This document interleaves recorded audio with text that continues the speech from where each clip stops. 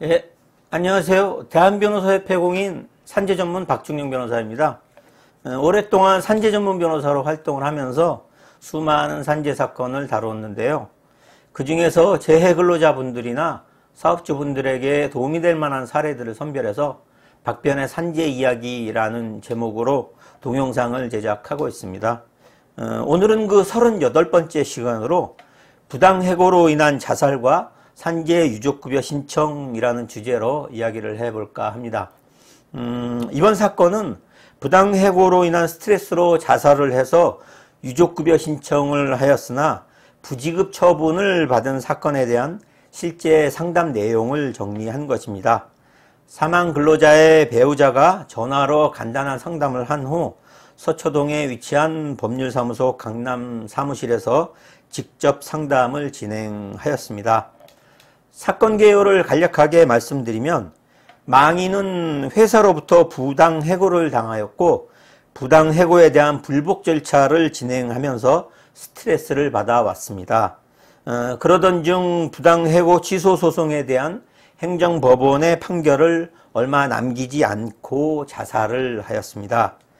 망인의 배우자가 유족급여 신청을 하였으나 부지급 처분을 받았고 근로복지공단의 부지급 처분에 대해서 심사 청구를 하였으나 기각되었고 재심사 청구도 기각되었습니다. 그러면 근로자가 자살한 경우에 산재로 인정되기 위한 요건은 무엇일까요? 산업재해보상보험법에서 말하는 업무상의 재해란 업무 수행 중 그 업무에 기인하여 발생한 근로자의 부상, 질병, 신체 장애 또는 사망을 뜻하는 것이므로 업무와 재해 발생 사이에는 인과관계가 있어야 합니다. 따라서 근로자가 자살 행위로 인하여 사망한 경우에 업무로 인하여 질병이 발생하거나 업무상 과로나 스트레스가 그 질병의 주된 발생 원인에 겹쳐서 질병이 유발 또는 악화되고 그러한 질병으로 인하여 정상적인 인식 능력이나 행위 선택 능력, 정신력, 억제력이 결여되거나 현저히 저하되어 합리적인 판단을 기대할 수 없을 정도의 상황에서 자살에 이르게 된 것이라고 추단할 수 있는 때에는 업무와 사망 사이에 상당 인과관계가 있다고 할 수 있을 것입니다. 자살을 하면서 유서를 남기는 경우에는 정상적인 인식 능력이나 행위 선택 능력, 정신력, 억제력이 결여되거나 현저히 저하되어 합리적인 판단을 기대할 수 없을 정도에 이르렀다고 보지 않습니다. 따라서 유서가 발견되는 경우에는 자살에 의한 산재를 인정받기 매우 어렵습니다.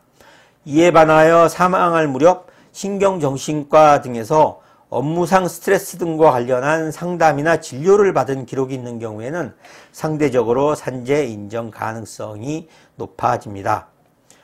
그러면 부당해고 기간 중에 자살한 경우에도 산재가 인정될 수 있을까요? 산업재해보상보험법은 근로자가 업무상 재해를 당한 경우에 적용됩니다.